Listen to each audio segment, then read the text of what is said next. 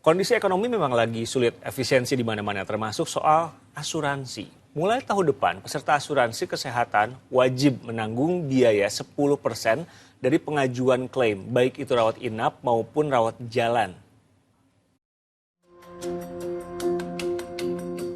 Ada ungkapan, jangan sampai sakit jika tinggal di Indonesia. Ungkapan itu tentu mengacu pada mahalnya biaya pengobatan atau rumah sakit di tanah air.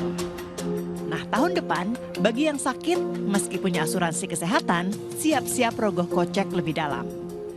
Menurut surat edaran terbaru Otoritas Jasa Keuangan, produk asuransi kesehatan harus menerapkan sistem pembagian risiko atau co-payment yang harus ditanggung peserta atau pemegang polis. Jumlahnya 10% dari total pengajuan klaim, dengan batas maksimum rawat jalan Rp300.000 dan rawat inap Rp3 juta.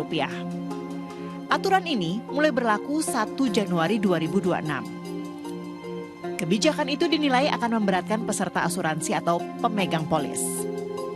Kalau buat peserta, dia harus lebih bijaksana dalam memilih atau memanfaatkan fasilitas asuransi yang dimilikinya. Namun yang dikhawatirkan memang ketika dilakukan tindakan ternyata si peserta ini tidak punya dana yang cukup untuk membayar co-payment. Jadi peserta asuransi akan pintar memilih terus rumah sakit mana yang memang biaya medisnya terjangkau untuk mereka. Karena mereka harus mikirkan secara co-payment tadi 10% kan. 10% kalau memang dia untuk rawat inap itu 3 juta, kalau rawat jalan itu 300.000 maksimalnya. Ya. Jadi dia harus pintar-pintar. Selain menabung tentunya iyalah mereka harus mempersiapkan juga dana darurat apabila harus dilakukan tindakan dan memerlukan co-payment ini.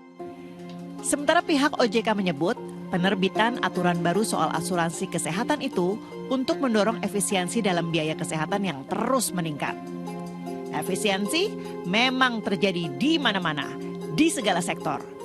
Baiknya makin rajin menabung dan kurangi gaya hidup konsumtif. Tim Liputan 6 SCTV melaporkan.